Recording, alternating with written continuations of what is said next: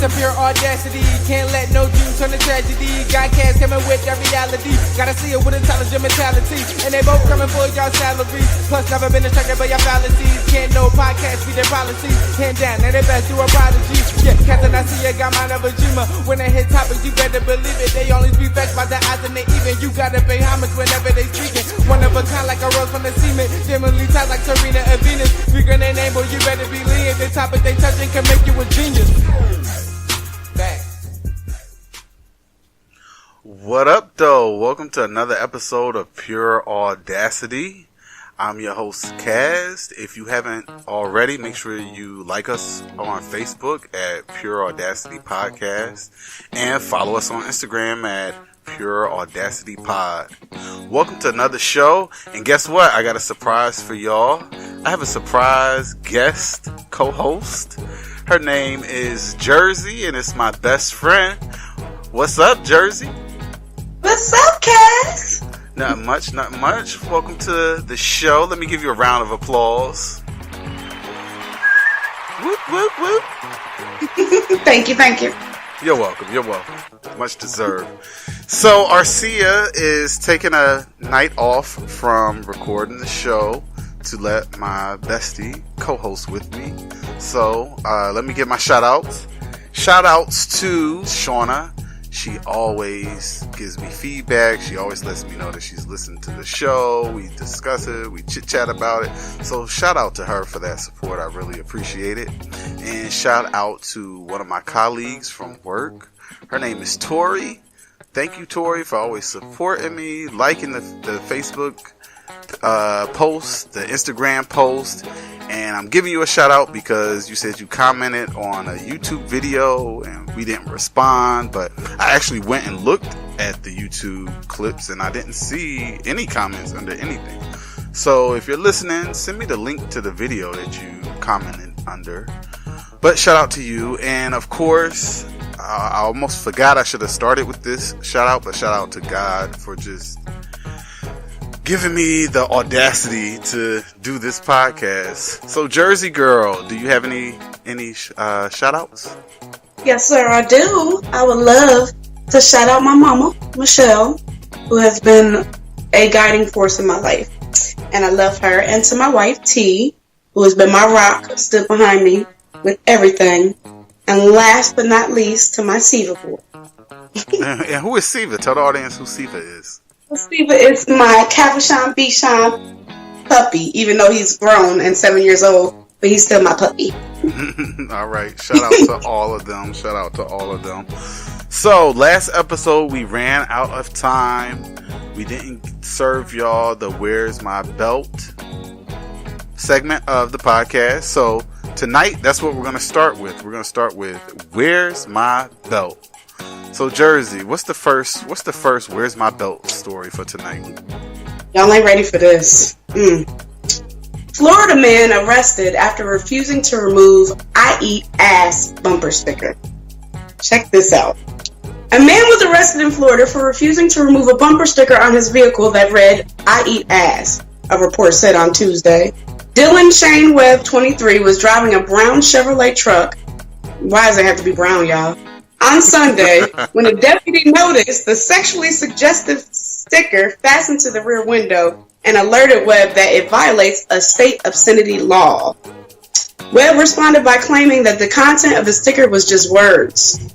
The deputy then asked Webb how a parent of a small child would explain what those words meant, and Webb said it would be up to the parent.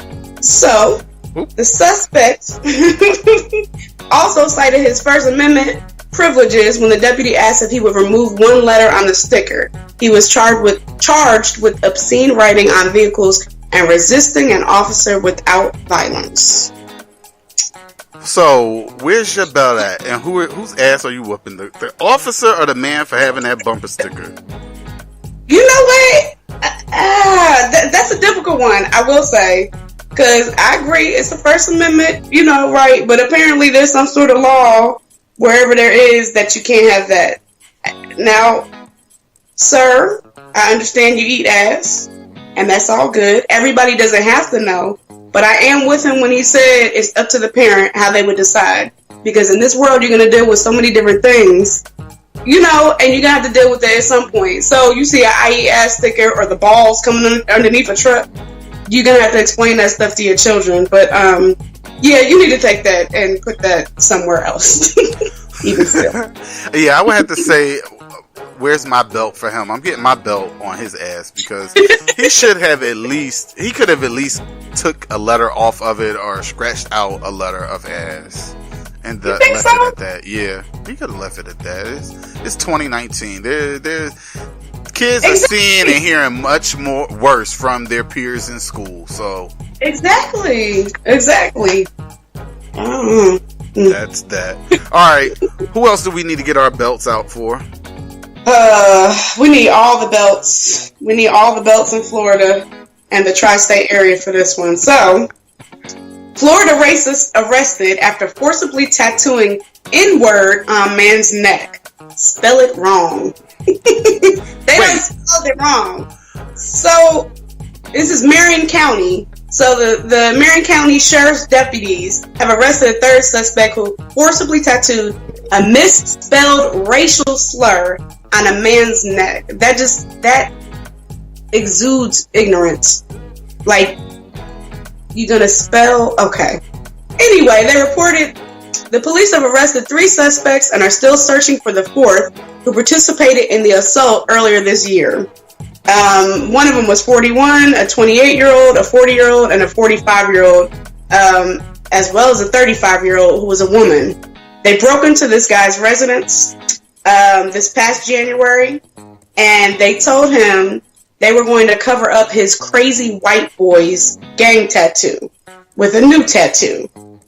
So they said the investigator described the resulting tattoo, which had failed to cover up the CWB, or crazy white boys, and it was an expletive and then the N-word, except they got the N-word wrong, spelling it with only one G. Where's like my belt? West African nation. Where's my belt? Niger, please get all the belts in Niger, as well as Florida and Philly, and over here in Indiana. Please. And each one of them, all 4 of them, are getting a brand new belt. One of them is getting their ass with a belt. I'm getting a whole new belt for the next one and a new belt for the next one. Yes. Make them leather. It was a hot mess. A hot mess.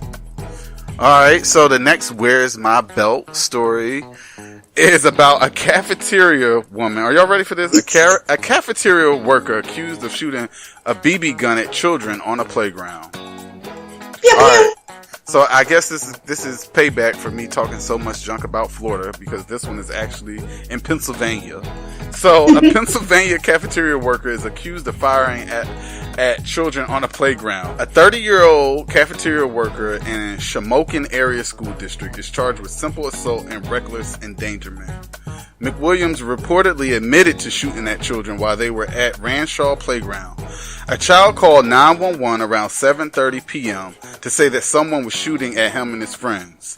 When a parent confronted McWilliams, she allegedly said, let me take off my belt.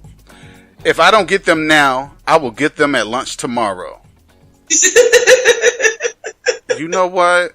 She told police she was shooting at the kids because they had been cursing at her. Now, you know what?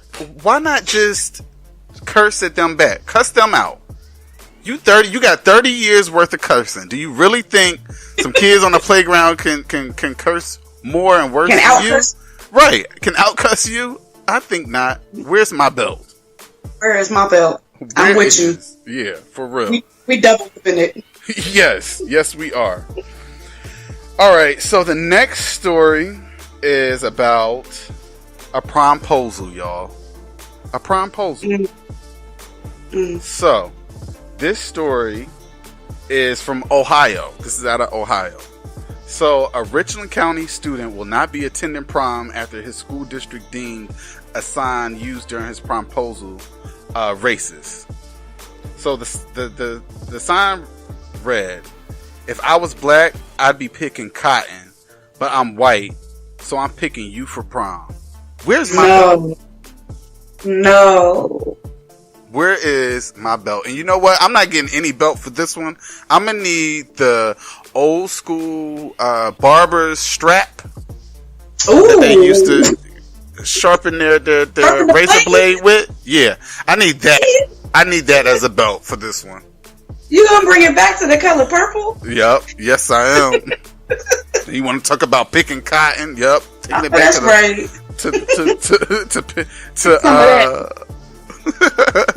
I'm taking it back to the color purple on that ass.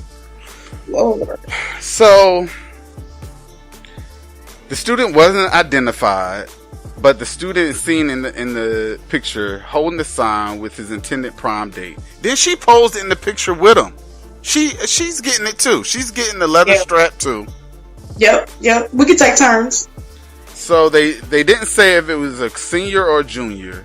But the girl student that's in the picture, she's not a student of the district. The prom-posal occurred off school property, according to the superintendent. I'm sorry. Kids need to understand when you're celebrating things, it doesn't give you a pass on using inappropriate racial slurs, Wyckoff said. Wyckoff said the district of about 1,700 students is disappointed in the situation. However, the student body as a whole should not be defined by the actions of one student. She added that the student is remorseful and has deleted the social media post and learned the power of his words. This is a process. Growing up is a process, and this is one of those moments that's a teachable moment for this kid that will last a lifetime. I just bet you the hell it will. All right. That's just ridiculous. That is, it's pretty disgusting. And that goes to show, what I wonder, were there any adults involved in that? Did he run that by anybody? Did he run that by any of his friends? Does that mean his whole circle of friends thought that shit was cool? Yep. That's exactly what that means. Especially if she accepted the invitation, right? She took a picture with him.